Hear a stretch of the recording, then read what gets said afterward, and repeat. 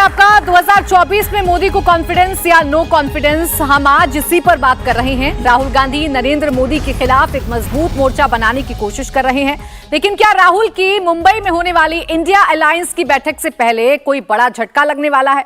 हम ये इसलिए कह रहे हैं क्योंकि पुणे में शरद पवार और अजित पवार के बीच एक सीक्रेट मीटिंग हुई है। सूत्रों के मुताबिक अजित पवार ने शरद पवार को मनाने और उन्हें अपने साथ एनडीए में लाने की कोशिश की। जयंत पाटिल भी इस मीटिंग में मौजूद थे। ये जो मीटिंग है ये एक बड़े बिजनेसमैन के घर पर हुई है। तो क्या शरद पवार कोई बड़ा झटका इंडिया गठबंधन को दे सकते हैं? क्या भतीजे अजित पवार चाचा को मनाने में कामयाब हो पाएंगे? क्या अजित पवार की जो कोशिश है शरद पवार को एनडीए में लाने की, वो कोशिश रंग लाएगी या फिर शरद पवार इंडिया गठबंधन के साथ रहकर उन्हें मजबूती देंगे? ये वो तमाम सवाल हैं जो इस घटनाक्रम के बाद खड़े हो रहे हैं। हालांकि ये पहली बार नहीं है, जब से अजित पवार एनडीए के साथ गए हैं तभी से शरद पवार के साथ उन्हें मनाने को लेकर जो कोशिशें हैं वो अजित पवार गुट की तरफ से की जा रही हैं। वो कितना कामयाब होंगे अब ये जरूर देखने वाली बात है। आइए इसी पर एक बार फिर से चर्चा का करते हैं आगाज। और अनिल जी, देखिए ब्रेक पर जाने से पहले या शुरुआत ही अपने कार्यक्रम की हमने की थी जिसमें मुख्यमंत्री अशोक गहलोत कह रहे थे कि बगावत प्रधानमंत्री के खिलाफ संगठन में हो सकती है। यहां तो अभी यही नहीं समझ में आ रहा कि इंडिया गठबंधन में अगली जो मीटिंग है उसमें कितने चेहरे रहेंगे और कितने नहीं रहेंगे। देखिए, जहाँ तक गठबंधन की बात है तो धीरे धीरे आप जैसे जैसे चीज़ें आगे बढ़ेंगी आपको सारी चीज़ें क्लैरिटी से मिल जाएंगी। और गठबंधन अपनी स्ट्रैटेजी ज़रूरी नहीं कि सबको बताता घूमेगा, लेकिन जब जैसे ही हमारी बात शुरू हुई, मैं वापस उस बात पे आ रहा हूँ। मेरे भाई ने कहा तिरंगा को लेकर बात हुई, ये बिल्कुल गलत इन्होंने बात बताई। हेडगेवार जी ने और गोलवालकर जी ने बिल्कुल साफ स्पष्ट शब्दों में कहा था कि हम नहीं मानते इसको। तो मैं कह रहा हूँ अच्छी शुरुआत है, आज ये हमें तिरंगा दे रहे, ये भी कह दे कि भाई मैं माफी मांगता हूँ उनके कथन पे, तो मुझे और अच्छा लगेगा। और इनका फर्जी राष्ट्रवाद और एक और दिखा देता हूँ। इन्होंने कहा कि हमने तिरंगा ऐसे लगा रखा है। मुझे बताइए, सारे भाई बहन बैठे हुए हैं, कभी झूठे ग्लास में कोई जिस चीज का हम सम्मान करता है, देखिए वो देखिए पूरा पानी पिया हुआ है उनके सहयोगी, देखिए झूठा आधा ग्लास है, झूठे ग्लास में तिरंगा लगा के ये तिरंगे का सम्मान कर रहे हैं। ये अपमान करना होता है तिरंगे का। ठीक है, खैर आप लोग नहीं इस बात को अग्री करेंगे। नीचे रखा है वो सम्मान है। अरे भाई झूठे में नहीं रखा, झूठे में नहीं रखा, मैंने साफ रखा है, मैंने झूठे में नहीं रखा। झूठे ग्लास में तिरंगा अपमान हो गया। भाई देखिए, अब अगर ये नौजवान पीढ़ी झूठे भगवान को कभी झूठे बर्तन में, कभी झूठे उसमें भोग लगाया जाता है, भगवान को झूठे बर्तन से भोग लगाया जाता है, झूठे हाथ से छुआ भी नहीं जाता है। इन्होंने मुझे दिया, मैंने प्रणाम करके तिरंगा यहाँ रख दिया। प्रणाम करके नीचे नहीं रखा जाता है, आप जेब में रख देते हैं, मेरी विद्या यहाँ रखी है, सरस्वती यहाँ रखी है, सरस्वती के पास रखा है। भाई आपको नहीं जानकारी है, सरस्वती के पास ध्यान आपको ही है, ध्यान आपको है। ये तिरंगा को लिटा के नहीं रखते, ये लिटा के रखा है। सरस्वती को आप टेबल पर रख सकते हैं, तिरंगा को लिटा के नहीं रख सकते। पैसे दिला के लाए, बताओ आपको पैसे दिला के लाए, तिरंगा लिटा के रखा है इन्होंने, तिरंगा लिटा के रखा है, लिटा के रखा है। नहीं बिल्कुल ऐसे नहीं है, नहीं करेगा तो आप ऑडियंस पर सवाल खड़े कर देंगे। बिल्कुल खड़ा करूंगा, नहीं बोल रहे हैं, कुछ है नहीं, डाइवर्ट कर रहे हैं, बिल्कुल आप छात्रों को बिका हुआ नहीं कह सकते हैं, आप छात्र को बिका हुआ नहीं कह सकते। आप जनाधार पर सवाल खड़े कर सकते हैं, लेकिन आप छात्रों को बिका हुआ नहीं कह सकते ना। अगर आपकी बात पर कोई ताली ना बजाए तो जरूरी नहीं है कि वो बिका हुआ है। इस सोच से आगे निकल जाइए थोड़ा। बाहर देख रही है वो सारा खेल जानती है। मैं कह रहा हूं ये कोई खेल नहीं है, ये कोई खेल नहीं है अनिल जी, ये कोई खेल नहीं है। अपनी बात रखिए ना, क्यों छात्रों पर सवाल उठा रहे हैं? आपके प्रश्न पे आ जाता हूं, आइए आपके प्रश्न। अरे सुन लो भाई, जब आप सुन लो भाई, अब प्रश्न पे आ जाता हूं। देखिए आइए मुद्दे पे आइए, हमने मणिपुर की बात की, मुद्दे पे आइए भाई, मैं बीच में नहीं बोला था। ठीक है, माफी मांग रहे हो क्या हेगड़ेवार जी के लिए? उसका जवाब दूंगा, उसका जवाब दे दो, अभी दे दो जवाब, उसका जवाब दे दो।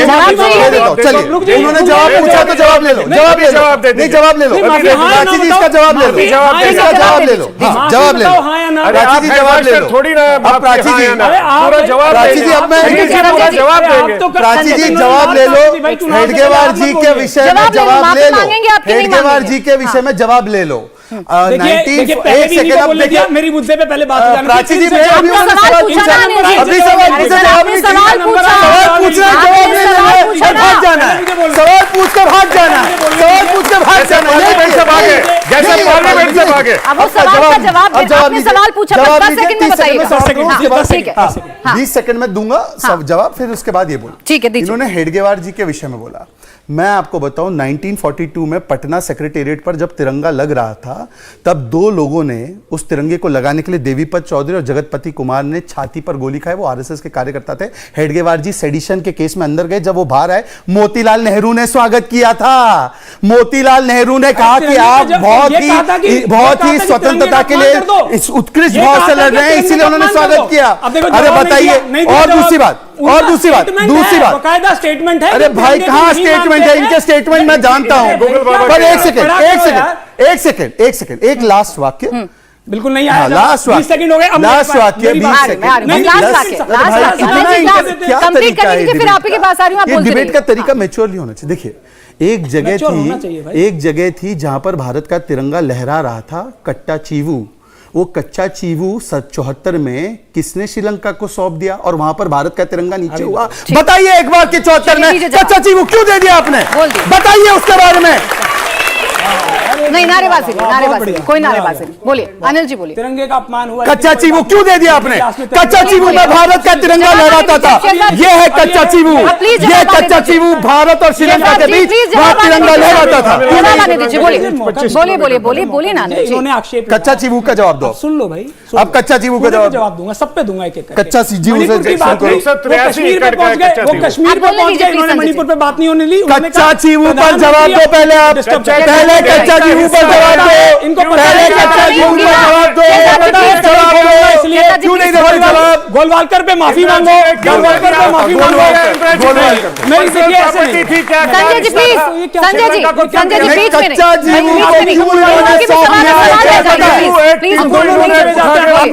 बोलिए ना अनिल जी, बोलिए। मिजोरम पे संजय जी प्लीज। हाँ, मिजोरम पे सवाल उठाया इन्होंने। कहा कि भाई इंदिरा जी ने अपने ही देशवासियों पे गोलियां चलवाई। मैं आपसे पूछना चाहता हूं, मिजोरम को वहां लाल डेंगा हुआ करता था उस टाइम पे, एमएनएफ के नेतृत्व, एमएनएफ के में लाल डेंगा के नेतृत्व में मिजोरम को अलग करने की योजना बना ली थी। पाकिस्तान का सपोर्ट था। इंडोनेशिया के प्रेसिडेंट से बात चल रही थी उस टाइम पे।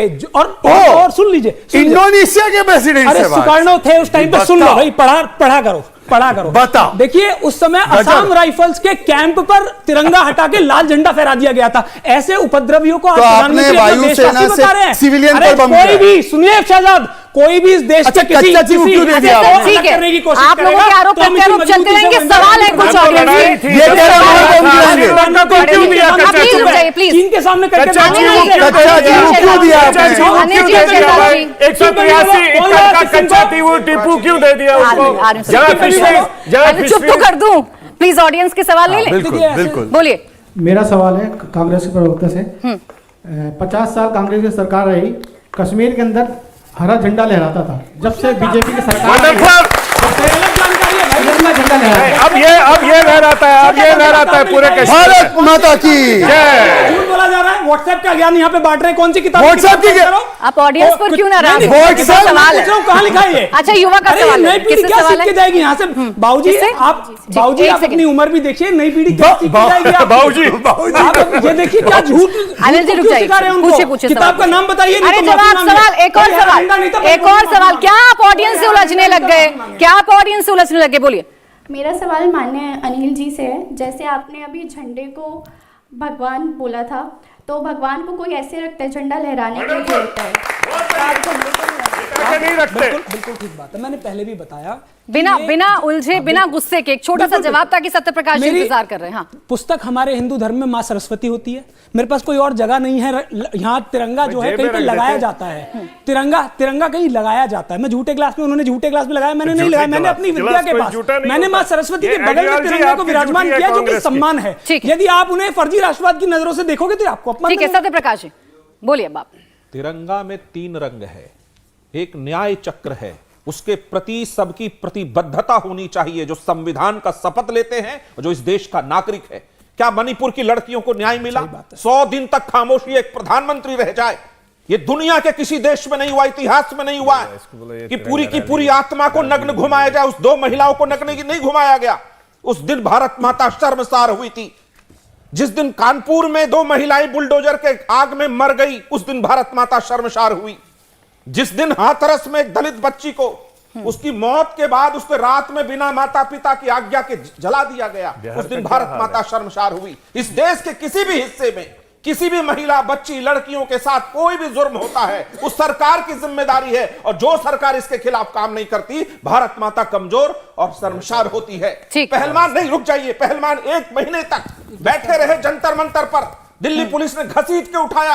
क्या उस दिन इस तिरंगे का अपमान नहीं हुआ था? तिरंगे में भगवा रंग है, हरा रंग है, सफेद रंग है। बिल्कुल हुआ था। आपने जो मुद्दे उठाए, मैं सिर्फ भगवा रंग याद है, सफेद शांति का रंग याद नहीं है, हरा हरियाली का रंग याद नहीं है। संजय जी, छोटा सा जवाब दीजिएगा, फिर इन लोगों के सवाल है। इस तिरंगे पे आप लोगों को शांति की नहीं पड़ी है। रुक जाइए, अभी रुक जाइए ना सर।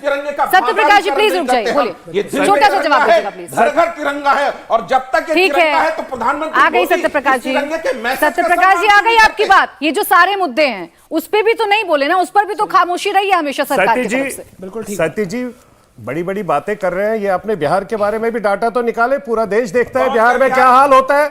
बिहार में कल आपके आरजेडी का नेता मारा गया 2 दिन पहले। अरे कब नहीं, क्या बात कर रहे हैं आप? इनको जरा रोक दीजिए। 2 मिनट बचाओ, बेटी पढ़ाओ से पहले बेटी रुक जाइए। सत्यप्रकाश जी प्लीज रुक जाइए। अब जब बिहार की बात होने लगी तो थोड़ा तो सुन लीजिए ना, बेटी पढ़ाओ बेटी थोड़ा तो सुन लीजिए ना, अपने राज्य की भी बात सुन लेनी चाहिए। क्या मुजफ्फरपुर में क्या था, जहां 100 हमारी बेटियों को निकाला गया, जहां पर एक गलत काम हो रहा था, किसने निकाला? वहां पर नीतीश बाबू यू टर्न करते करते थक गए। वो हमारे साथ भी यू टर्न में 2-4 बार आए। अभी कोई नई बात है भी नहीं कि आज श्रावण के महीने में, हर श्रावण के महीने में यू टर्न करते हैं, वो फिर से यू टर्न कर सकते हैं श्रावण के महीने में। ठीक है, मैं सवाल ले लेती हूँ सर, ऐसे तो आरोप प्रत्यारोप चलते रहेंगे। पहले सवाल मेरा आप दोनों से ये है, अनिल जी और सत्यप्रकाश जी, और ये मत मानना कि हम लोग पेड हैं या जैसे भी हैं, लेकिन सवाल आप ही लोगों से। वही बोलेंगे। आपने एक बात बोली कि नरेंद्र मोदी जी जब प्रधानमंत्री जी जब बोले तो उसके अंदर उन्होंने अपनी बात ज्यादा रखी।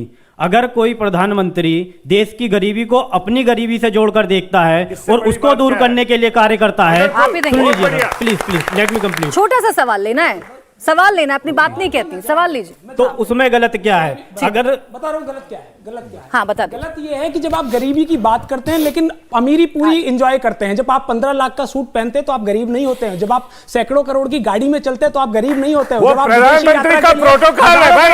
अरे यहाँ 55 साल का नौजवान, 55 साल का नौजवान पूरे कंट्री में, अब क्यों बीच में बोल रहे हैं? आप तो पढ़े लिखे आदमी है भाई, इतने सम्मानित। अच्छा रुक जाइए, फिर शहजाद जी भी काउंटर करेंगे। गरीबी का मखौल उड़ाना उसे कहते हैं जब आप अडानी की तिजोरियां भरते हैं। आज गरीब आदमी का वो वीडियो देखा था, सब्जी में टमाटर 200 रुपए किलो हो गया है। आप लोग अपने पिताजी से पूछ के देखिए, मम्मी से पूछ के देखिएगा कितना मुश्किल से होता है घर का खाना बनाना आज की तारीख में।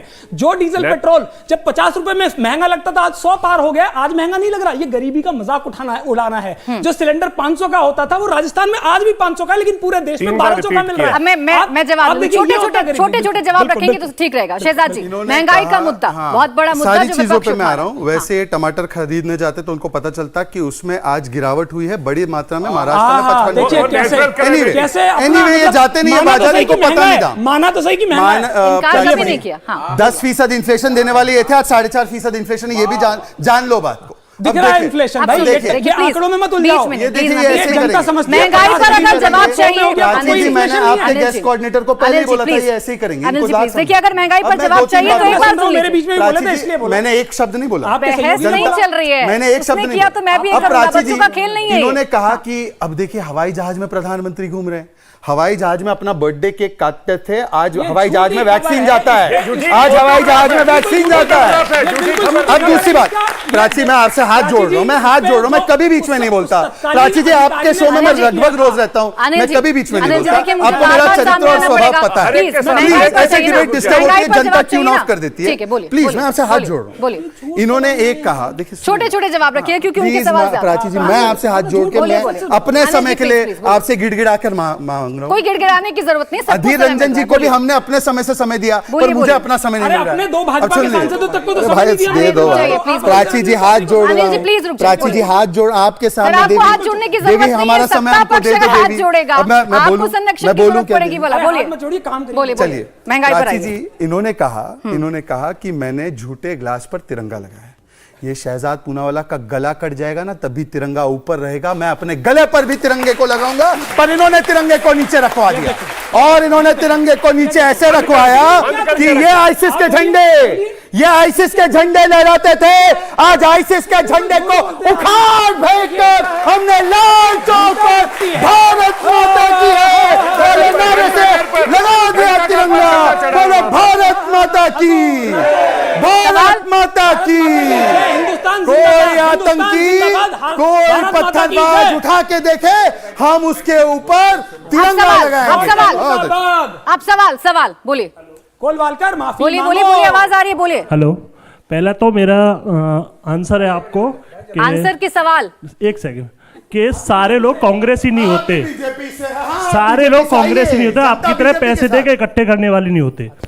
और दूसरी चीज मैं आप सबसे पूछना चाहता हूँ चारों से कि जो मणिपुर के जो दंगाई हैं, दंगाई बोलूंगा मैं उनको, तो उन पे योगी मॉडल में एक्शन होना चाहिए या नहीं? अरे मुख्यमंत्री तक से इन्होंने इस्तीफा नहीं मांगा, ये एक्शन लेंगे। आपको पता है असम राइफल की 5000 राइफलें इन लोगों ने और किसी का सवाल, द्रव्यों को सब कुछ हमने दे दिया। प्लीज रुक जाइए, पंजाब भी हमने दिया, जम्मू कश्मीर भी हमने दे दिया, सब कुछ हमने दिया। बोलिए, जोर से बोलिए। हाय, माय नेम इज किशन। हाय, मेरा नाम किशन है। मैं सबसे पहले एक बात आप सबको ये कहना चाहता हूँ, as a citizen of India, हमें कोई भी नेता या कोई भी प्रवक्ता ये नहीं बताएगा कि जनता को कब ताली बजानी है और कब नहीं बजानी है, तो प्लीज दोबारा ना लगाएं, कभी ना लगाएं। सवाल दूसरी बात, और ऐसा है कि कोई ऐसा पर्टिकुलर पार्टी का कोई टारगेट नहीं है। मैं पूनावाला जी से आपसे एक सवाल करना चाहता हूँ। जिस तरह से अभी रिफॉर्मेशन चल रहा है हमारे इंडिया के अंदर में, and we are planning to reform the laws as well. अभी हमने बात करी है कि अब हमने सीआरपीसी, सीपीसी और एविडेंस एक्ट को हम पूरा ही रिपील करके और इनफैक्ट नए अभी हम लॉज ला रहे हैं। मेरा सवाल सिर्फ इतना है आपसे, अगर हम बात करें कि सिर्फ सेक्शन को चेंज करने की, अगर हम सेक्शन 420 को हटा के 316 कर रहे हैं, तो किस तरह से ये हमारे इंसाफ को इंप्रूव करेगा? पहला सवाल। सेकंड, अगर हम बात करें कि इंसाफ दिलाने की, बिल्कुल बिल्कुल, मैं बस आपके 20 सेकंड लूंगा।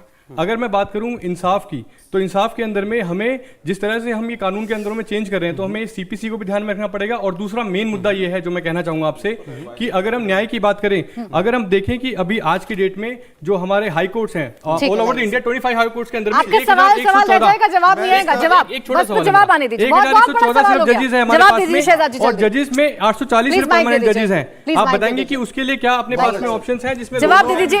ये जो बदलाव हुआ है, इस पर जवाब। दोनों विषयों पे भाई साहब मैं आपको बता दूं, छोटा दीजिएगा क्योंकि समय समाप्त हो रहा है। प्लीज, मैं ये केवल सेक्शन चेंज करने का नहीं, पहली बार देश में आतंकवाद की परिभाषा को डाला गया है इन कानूनों में। अभी तक आतंकवाद की परिभाषा नहीं थी। आपको बताऊं और क्या क्या क्या है। सेक्सुअल असॉल्ट अगर होता है तो वीडियो रिकॉर्डिंग विक्टिम के बयान का, 0 एफआईआर को स्टैट्यूटरी प्रोविजन बनाना, 15 दिन में पुलिस को रिपोर्ट देना, 90 दिन में चार्जशीट फाइल करना, कम्युनिटी सर्विस का प्रावधान रखना, समरी ट्रायल का प्रावधान रखना, अनुपस्थिति में ट्रायल करवाना जिससे कि दाऊद इब्राहिम को सजा मिले, उसका प्रावधान डाला गया है। सरकारी ऑफिसर पर केस चले, उसके लिए बिना सरकार की परमिशन के 120 दिन के बाद ट्रायल होना, वो प्रावधान डाला गया है। चेन स्नैचिंग के लिए पहली बार प्रावधान डाला गया है।